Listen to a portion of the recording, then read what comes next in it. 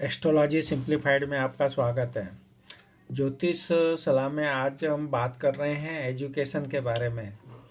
बहुत से माता पिता अपने बच्चों के एजुकेशन के कारण परेशान रहते हैं, तो उसको जानने के लिए आप देखिए कि कुंडली में उसको किस तरह से देखा जाए।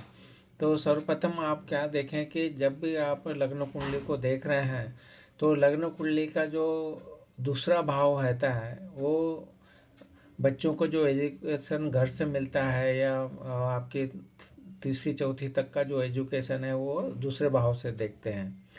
इसके बाद में जो तीसरा भाव है यहाँ से लिखने का काम भी होता है, तो तीसरा भाव भी इम्पोर्टेंट है कुंडली का।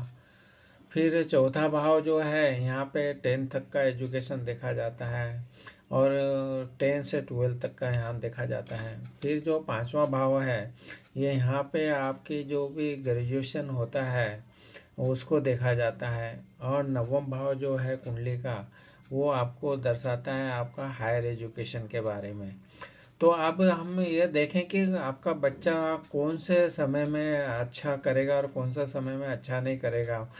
जैसे कि हमने बात कर रहे हैं कि मान लो दूसरा भाव, जैसा यहाँ देख रहे हैं कि शनि का प्रभाव है, तो जो बच्चा है ये जो आपका केजी में है, दूसरी तीसरी क्लास में है, तो शनि के कारण वो यहाँ पे अच्छा एजुकेशन नहीं करेगा। तो जब भी यहाँ पे दूसरे भाव पे शनि राहु केतु का प्रभाव होगा तो वो आपका इस स्टेज में उसका एजुकेशन अच्छा नहीं होगा।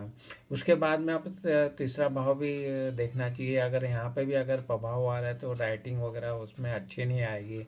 इसके बाद में चौथा भाव है ये आपका 10 से 12 तक का जो एजुकेशन होता है उसको देखा जाता है।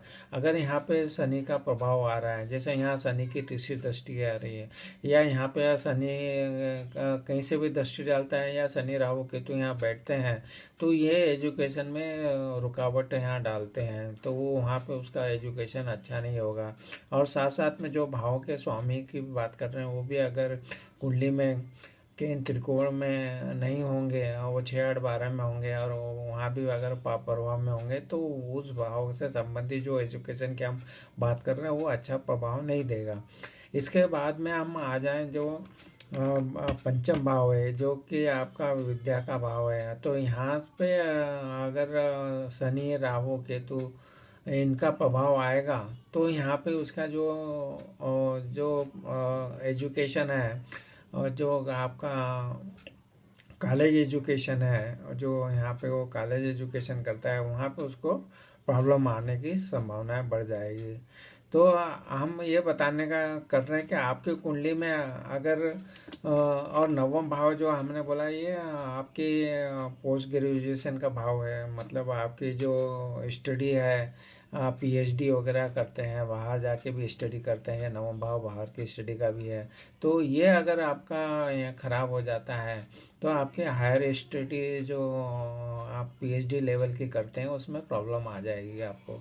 तो आपको क्या क्या देखना है कि ऐसा नहीं है कि हर एक भाव खराब है। अगर इनिशियली अगर यहाँ ये खराब है, मान लो जैसा यहाँ इस कुंडली में देख रहे हैं, तो आपका ये जो शुरू का एजुकेशन है और ये शनि की तीसरी दृष्टि यहाँ है, राहु भी यहाँ है, तो इसको 10th तक तो आपको प्रॉब्लम आ जाएगी। उसके बाद में आप देखेंगे कि ये स्कूली एजुकेशन के बाद में जब वो कॉलेज में आ जाएगा तो कॉलेज जो पंचम भाव है यहाँ पे चंद्रमा भी है, यहाँ शुक्र की दृष्टि भी है और ये अच्छी स्थिति में है। और इसका स्वामी भी जो पंचम भाव का है वो भी अच्छी स्थिति में बैठा हुआ है। तो इसका जो है कॉलेज लेवल का जो ग्रेजुएशन वाला लेवल जो है, आप जो भी बीटेक बीए करते हैं या बीएससी करते हैं या कुछ जो भी इस तरह ग्रेजुएशन वाला है वो पोर्शन तक तो आप बहुत अच्छा कर पाएंगे, क्योंकि ये पंचम भाव हो गया। तो आपको बिल्कुल डरना नहीं है कि शुरू में अगर वो अच्छा नहीं कर रहे हैं अपन, तो ये पंचम भाव अगर आप उसका अच्छा प्रभाव में है तो वो आपका जो कॉलेज में अच्छा करेगा। इसके बाद में मान लो कॉलेज तक भी वो अगर ये अच्छी स्थिति में नहीं है और नवम भाव पर अगर नवम भाव का स्वामी केंद्र में है, त्रिकोण में है, वहाँ पे राहु केतु शनि का प्रभाव नहीं है, तो वो पीएचडी लेवल की जो स्टडी है उसकी बहुत अच्छी जाएगी।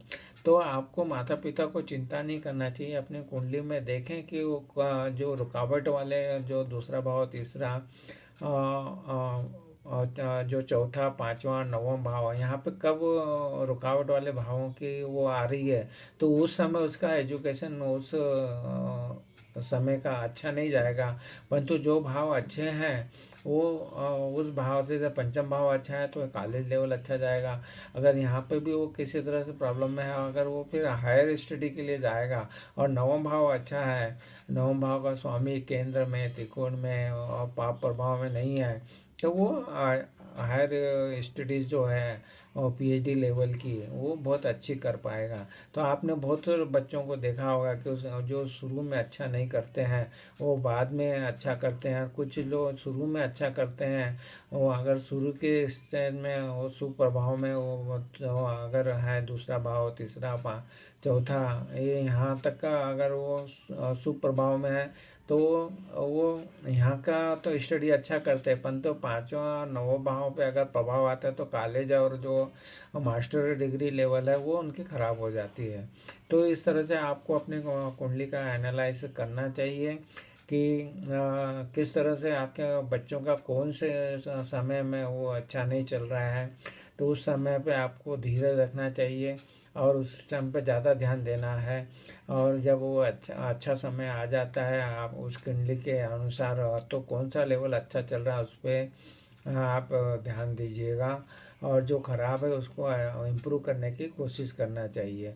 तो ये आपको एक सरल सी जानकारी ये देने का प्रयत्न किया कि आप अपने बच्चे की कुंडली से ज़रूर जान सकते हैं कि कौन से समय में उसका जो स्टडी का जो पार्ट है वो अच्छा चलेगा और कौन सा। साथ साथ में इसका आपका ये भी देखना है कि कौन से ग्रहों की दशाएं चल रही है उस टाइम पे जब वो स्टडी कर रहा है, और आपका वर्क कुंडली को भी देखना है साथ साथ में, वो भी एनालाइज किया जाता है। पर मोटा मोटी इस तरह से आप अपने कुंडली जो बच्चों की वो देख के पता लगा सकते हैं कि उसको किस समय में उसका अटेंशन बहुत ज़रूरी है और किस समय उसका बिल्कुल अच्छी स्टडी है, तो उस टाइम पे आपको जोर लगा देना है। तो ये सरल सी जानकारी आपको पसंद आ रही है तो हमारी जो चैनल एस्ट्रोलॉजी सिंप्लीफाइड है उसको उपलब्ध वीडियो का भी लाभ उठाइए, और आपने हमारे चैनल को सब्सक्राइब किया, वीडियो को लाइक किया, शेयर किया, इसके लिए आपका बहुत बहुत धन्यवाद।